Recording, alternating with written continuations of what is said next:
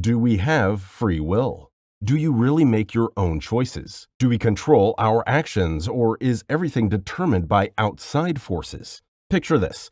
You're deciding what to eat for dinner. You might feel like you're freely choosing pizza over salad. But what if your choice was already determined? Maybe your brain made the decision before you were even aware of it. Maybe it was influenced by past experiences, genetics, or even your hunger hormones. That's the essence of the debate about free will. Philosopher Jean-Paul Sartre was adamant that humans are radically free. He argued that we have the power, the responsibility, to create our own meaning in life through our choices. He famously said, "Man is condemned to be free." On the other hand, determinist thinkers like Baruch Spinoza believed everything, including human behavior, follows natural laws, that your actions are the inevitable result of prior causes, like a row of dominoes falling. A middle ground comes from philosophers like John Locke, who introduced compatibilism. He believed free will could exist alongside determinism, as long as we're acting according to our own desires, even if those desires are shaped by external factors. Modern neuroscience adds a twist. Experiments have shown that brain activity linked to decisions occurs milliseconds before we consciously decide. Does that mean our brains are in charge, not us? What is the nature of reality? What if the world around you isn't what it seems? And how do we know what it even means to be real? Let's go to ancient Greek philosopher Plato for our first answer. He painted a vivid picture in the allegory of the cave. He described prisoners chained in a cave, only able to see shadows cast on the wall. To them, those shadows were reality. But Plato argued that the real world exists outside the cave, and those shadows are just illusions. His point? We might only be seeing a small, distorted piece of what's truly real. Fast forward to the 1600s, and René Descartes took this idea to another level. He asked, "How do I know anything is real?" In his Meditations, he famously doubted everything, even the physical world. Cogito ergo sum. I think, therefore I am, he concluded. Descartes realized the only thing he couldn't doubt was his own ability to think, proving to himself that at least he existed as a thinking being. The question is about understanding the very foundation of our existence. And if reality is not what we think, how would that change the way we live? What is consciousness? What makes you you?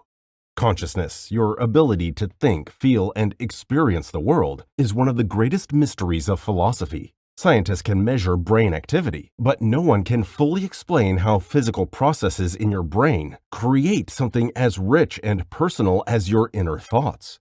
Let's break it down. Imagine you see the color red. You don't just process wavelengths of light. You experience redness. That's consciousness in action. A vivid, subjective experience philosophers call qualia. But how does your brain turn electrical signals into emotions, memories, or the feeling of being alive? This question has stumped thinkers for centuries. Thomas Nagel captured this mystery in his famous essay, "What is it like to be a bat?" He argued that even if we knew everything about a bat's brain, we could never truly understand what it feels like to be a bat. Consciousness, he said, is inherently subjective, and no amount of objective data can fully explain it. Exploring consciousness forces us to confront what it means to be human, or bat.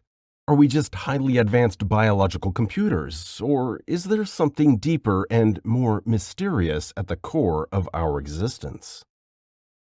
Why is there something rather than nothing? Why does anything at all exist when it could so easily have been nothing? For Gottfried Leibniz, the ultimate answer to this question lie in a divine creator with the power to explain the origins of all things. He suggested that the universe exists because of a necessary being, God, who brought everything into existence. Later, Martin Heidegger argued that most people live their lives immersed in the everyday, rarely pausing to reflect on the sheer mystery of being.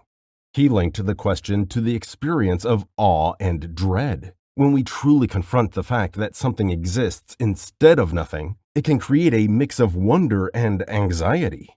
This moment of reflection is deeply significant because it pulls us away from shallow distractions and forces us to engage with life's ultimate mystery. Everyone at some point has looked at the stars or sat in quiet reflection and wondered, why am I here? Why is anything here? No matter how much we learn, existence itself is the ultimate mystery.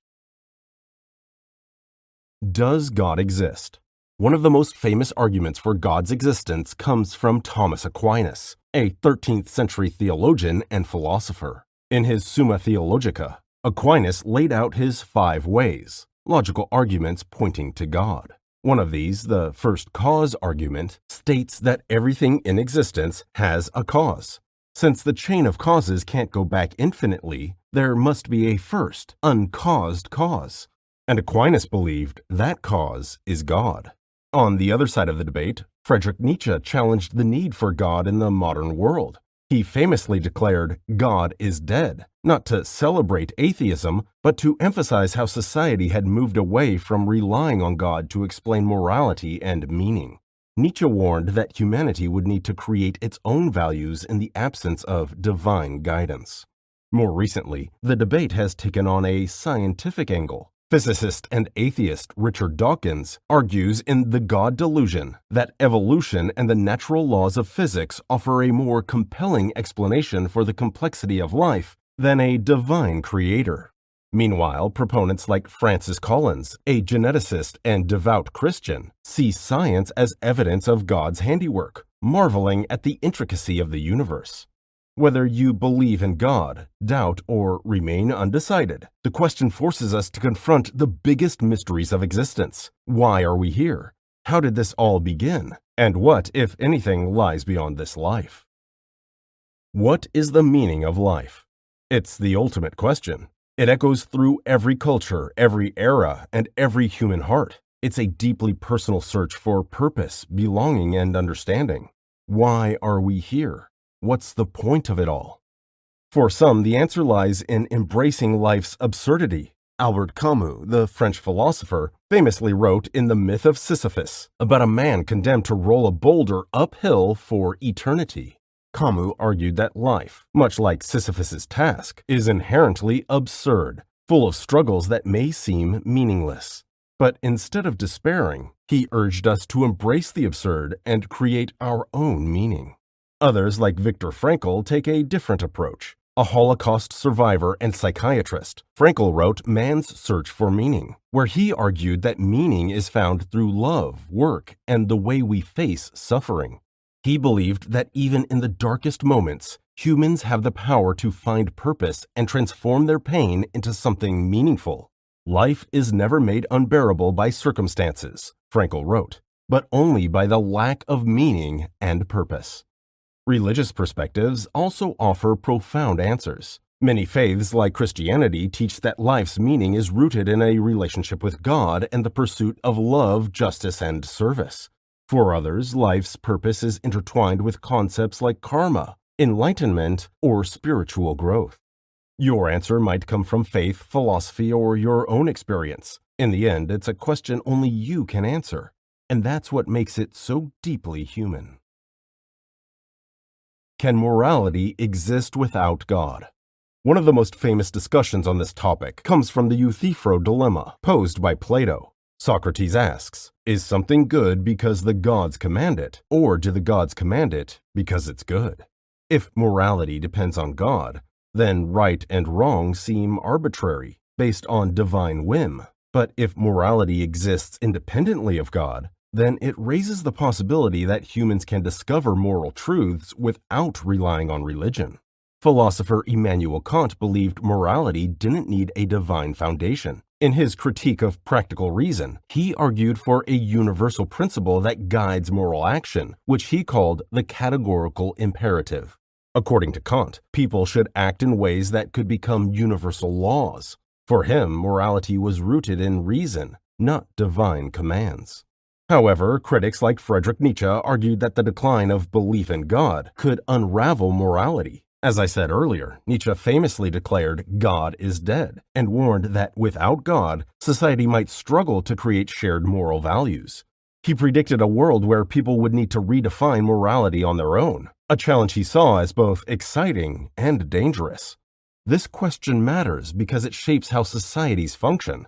Can humans agree on what's right and wrong without appealing to divine authority? Or does morality require a higher power to give it weight?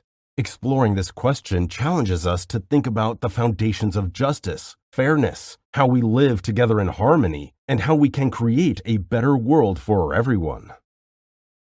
What makes something beautiful? For centuries, philosophers have debated whether beauty is objective, a quality that exists in and of itself, or subjective, created in the eye of the beholder. Aristotle believed that beauty was tied to harmony, proportion, and order. He argued that things are beautiful when their pairs are perfectly arranged in relation to the whole. This idea has influenced art and architecture for millennia, from the Parthenon to modern design. In contrast, thinkers like David Hume argued that beauty is subjective. In Of the Standard of Taste, Hume wrote, "Beauty is no quality in things themselves. It exists merely in the mind which contemplates them." In other words, it's all about the emotional response it evokes in the observer. Immanuel Kant tried to bridge these ideas in his Critique of Judgment. He proposed that beauty is universal, but still depends on human perception. According to Kant, when we find something beautiful, it feels like everyone should agree with us, even though it's based on personal experience. This creates sort of a tension. Beauty feels objective, even though it's rooted in our subjective minds. Is knowledge possible? Can we truly know anything? How do we know what we know? And can we trust our senses, our minds, or even the world around us? Philosophers have long believed that knowledge was justified true belief, JTB. So if you believe something, have good reasons for believing in it, and it turns out to be true, then you know it. But in 1963, Edmond Gettier challenged this by creating examples where people's beliefs turned out to be true by coincidence, not because their justification was correct. This revealed a flaw in the traditional definition of knowledge as justified true belief.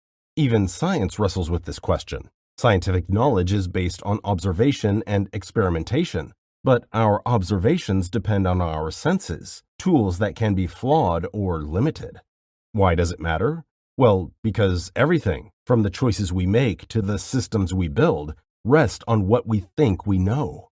If knowledge is uncertain, how do we navigate life? Do we trust reason, intuition, or something else entirely? What is justice?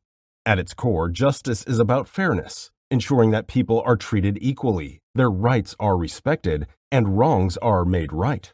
Plato was one of the first to tackle this question in his famous work, The Republic. Through the character of Socrates, he explored justice as harmony within society. Plato argued that a just society is one where everyone fulfills their proper role. Leaders lead, workers work, and each part contributes to the greater good. For Plato, justice wasn't just about laws or punishments. It was a balance and order in the community. Centuries later, John Rawls offered a modern perspective called the veil of ignorance. In this thought experiment, people design a society without knowing their own status within it, whether they'd be rich or poor, powerful or powerless. Rawls argued that this would lead to a system of fairness, as people would create rules benefiting everyone equally. He defined justice as fairness, emphasizing equality and the protection of individual rights. The concept of justice can be personal and emotional. When we see someone treated unfairly, we feel it in our gut.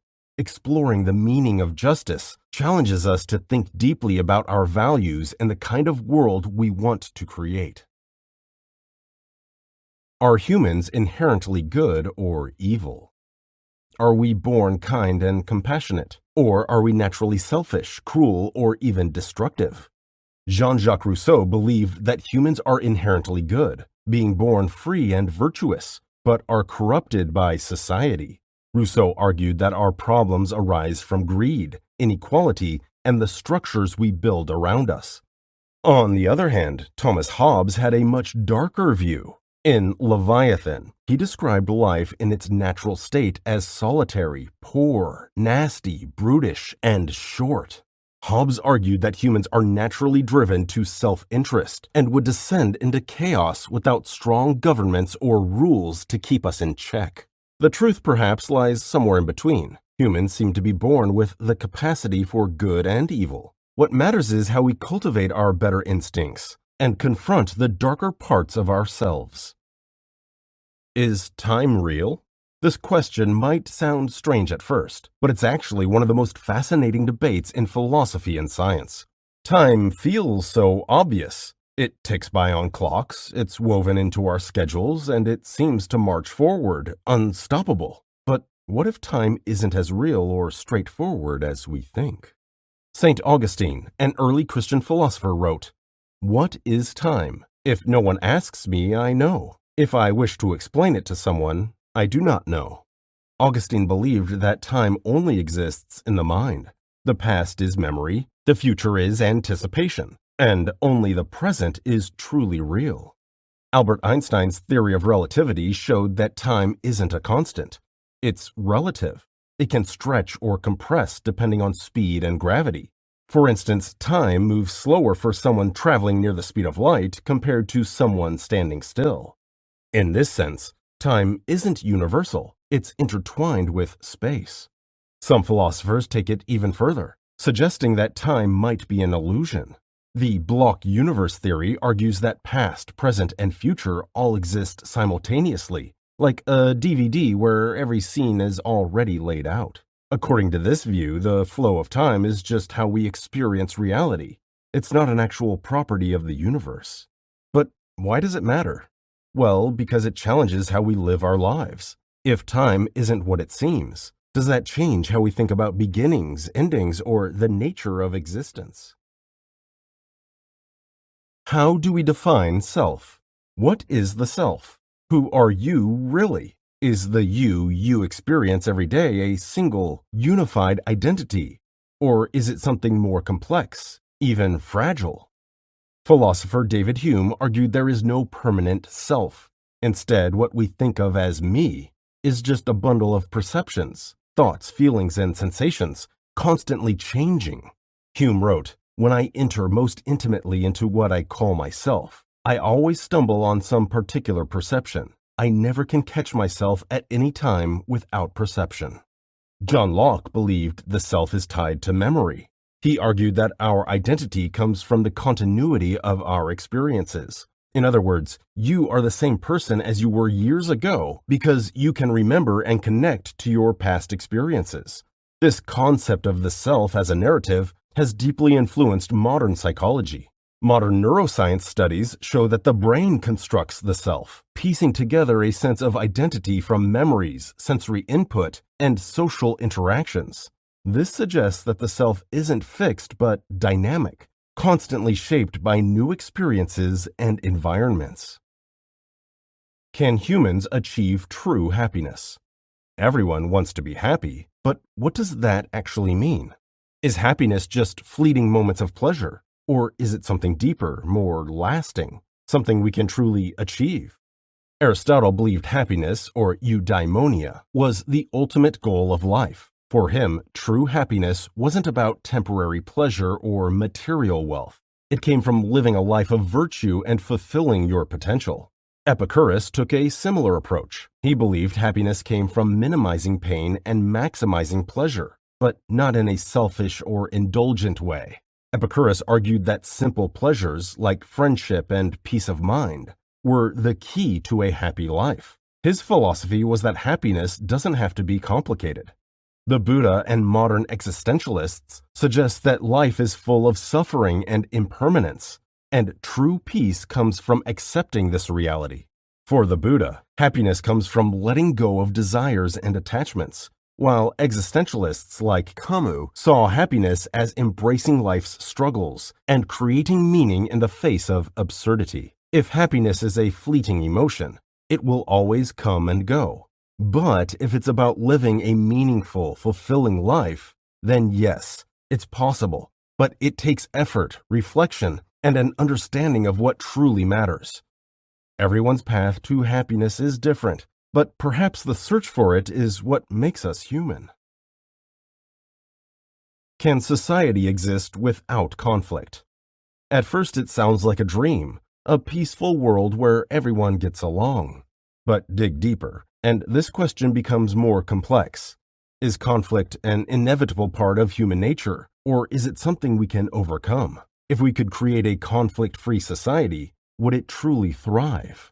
Karl Marx saw conflict as a driving force in history. He argued that society evolves through conflicts between social classes, the oppressed and the oppressors. For Marx, conflict isn't just unavoidable, it was necessary for progress and change. Without it, injustice and inequality would never be challenged. Sigmund Freud believed that conflict stems from tensions between human desires and societal rules. He thought that humans have instinctual drives, like aggression, that society suppress to maintain order. So complete harmony might not be possible because these drives are part of who we are. Jean-Jacques Rousseau had a more positive view, believing that humans are naturally peaceful and that conflict arises from social structures, like inequality and competition. He envisioned a society based on cooperation and mutual respect, where people could live in harmony if they returned to simpler, more authentic ways of life. So, can we eliminate conflict entirely? Perhaps the real question is whether we should.